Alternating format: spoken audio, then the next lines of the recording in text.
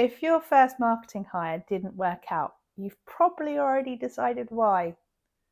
Wrong person, wrong fit, didn't quite have the experience you thought they had. Now, here's the problem with that answer. You can't check it. They've gone, you're not going to ring them up and ask for their side of it, and you probably wouldn't want to. So that explanation just sits there, untested, and it feels like a conclusion. Then, about 3 months later, you're back on the recruitment sites with a slightly sharper spec and a slightly higher salary, looking for the same role with a better candidate in it. That's the expensive part. Not the first hire, although that was expensive. The second one, made on the strength of something nobody ever verified. So in this video, I'm going to give you 3 things you can check instead. On your own, today, without needing anybody else's version of what happened. I'm Monique, I run Take Digital Consulting, and I work with SaaS and tech founders to answer one question before they hire. And it's this: is this business actually capable of making a marketing hire successful? Everybody else asks what kind of marketer you need. I start somewhere else. With nearly 25 years in marketing, on both sides of the hiring desk, I've been the first marketer walking into a business that wasn't ready, and I've been the consultant brought in afterwards to work out what went wrong, which is directly relevant to sign number 2, and I'll come back to that in a bit. Quick bit of context first, because this is what's actually at stake. Around 80% of first marketing hires fail within 12 months. Now, once you count in recruitment, salary, onboarding, and the momentum you don't get back, that typically costs somewhere between 40 and 150,000. But the number that gets missed is what happens next. A founder who concludes, I picked the wrong person, has nothing to change. There's no action in that sentence. So they repeat the same process. More carefully, less confidently, and the next person walks into a room that is exactly as it was. A founder who concludes the conditions weren't there has 3 or 4 things to fix. Most of them take weeks, not months, not lots of budget. And it's the same event with 2 completely different outcomes. The only variable is whether the diagnosis was accurate. So, sign 1. Could you have handed them in the business plan on a piece of paper? I'm not talking about the pitch deck, not the last board update, not the revenue target. I mean the document that says where the business is going over the next 12 months. What marketing exists to do inside that, and what a good lead actually looks like. If that existed mainly in conversation, in your head, only available by asking you, then your marketer's real first job was getting it out of you. And that is genuine work. It takes months. It needs access to you that most founders can't give. And it's a completely different job from the one on the spec. It also wasn't what you reviewed them against. So the quick test. Ask yourself what you could have emailed them on day 1. If the honest answer is a who's who spreadsheet and a growth target, that's orientation. It isn't onboarding. Onboarding is induction into a system, and there wasn't one yet. And the fix is smaller than you think. You don't need a 50-page strategy document worthy of a consultancy. You need one page. Where the business is heading, what marketing owns, what a qualified lead is, what success looks like at 90 days. And if you can't write that page yourself, that's not an argument for hiring somebody to write it for you. That's the thing to sort out before anybody else is accountable for delivering against it. Which leads us to sign 2. It takes about 2 minutes and almost nobody does it. Find the job ad you ran. Now find your notes from the performance conversation and put them side by side.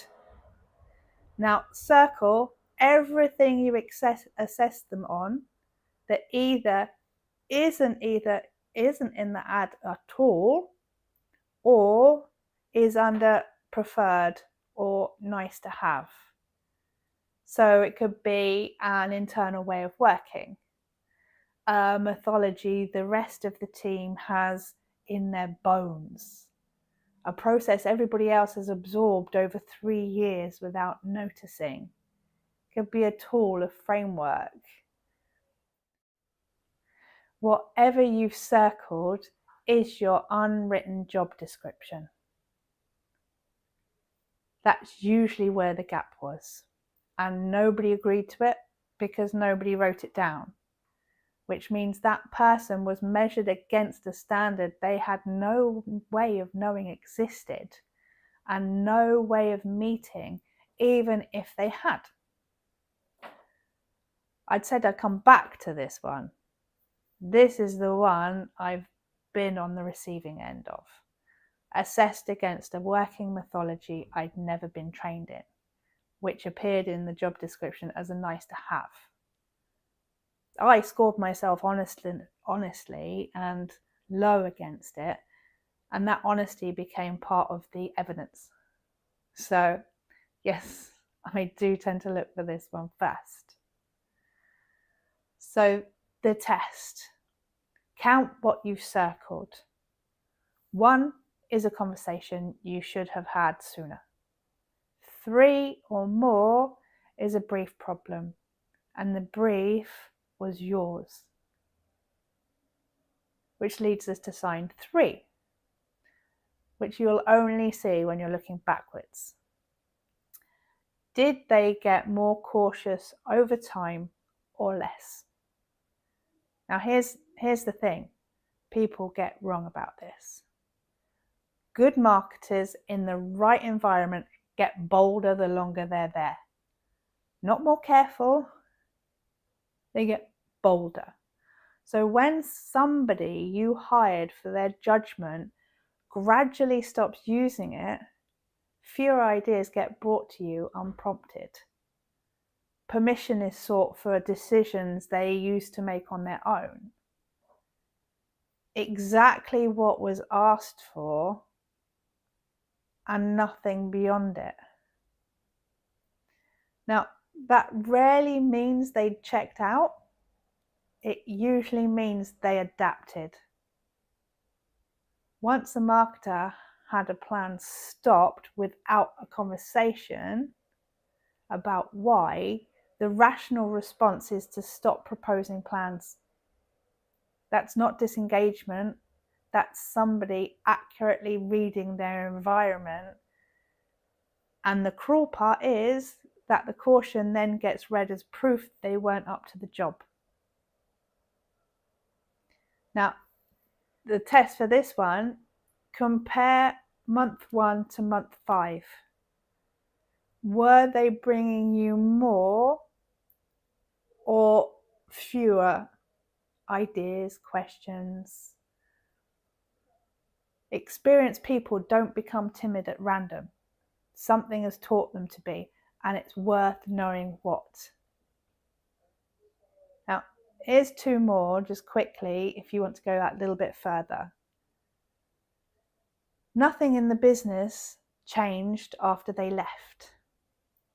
If the only things you altered were the job spec and the salary band, you've treated it as a hiring problem. Ask what materially is different now, structurally, from the environment the last person worked in. If the answer is nothing, the next hire walks into the same room with a better CV. And work that was visible for weeks only became wrong once somebody finally looked properly. If a plan ran for a month, got mentioned in meetings, was signed off in passing, and then got stopped as fundamentally misdirected, that's not a judgment failure. That's a review problem wearing judgment problems clothes. One more thing, because I don't want to leave you with the impression that this is all one-sided. The marketer almost always has a part in it, mine included. The most common version is somebody who spots the problem early, decides to raise it once they've got their feet under the desk, and then never quite does. New people don't want to arrive complaining, so they absorb the ambiguity, work round the missing pieces, and hope clarity turns up. And it doesn't. The practical takeaway for you: your first marketing hire needs explicit, early, structured permission to tell you what isn't working. Not a vague open door, a recurring slot in the first month where that is the actual agenda. Without it, you find out at the exit interview. So let's pull that together. 3 signs. Could you have handed over the business plan on a piece of paper? Second, do the job ad and your review notes describe the same job? Third, did they get more cautious or less? Now, notice what all 3 have in common. None of them are about the person you hired, which sounds like bad news, but it isn't. I picked the wrong candidate leaves you nowhere to go. Any of these 3 you can fix in weeks. No bigger budget, no more senior candidate, and here's the bit I'd really like you to take away. A business that fixes these doesn't just avoid another failed hire, it gets substantially more out of the next one. Same salary, same person, except they spend month 1 doing marketing instead of doing archaeology. The growth you were reaching for when you made that first hire is usually closer than you think. It was never sitting in a better CV. Now, sign 3, the caution one, has a cause underneath it that I didn't have time to do justice to here. It's called decision rights. And in my experience, it's the single most consequential thing missing from a first marketing hire, and the one least likely to appear in the post-mortem. That video's on screen now, and I genuinely start there. And if you'd like to know where your own business stands before you hire again, there's a free marketing readiness assessment link in the description and pinned in the comments. Takes a few minutes, scores you across the 5 areas that decide whether a marketing hire works. Thanks for watching. See you next time.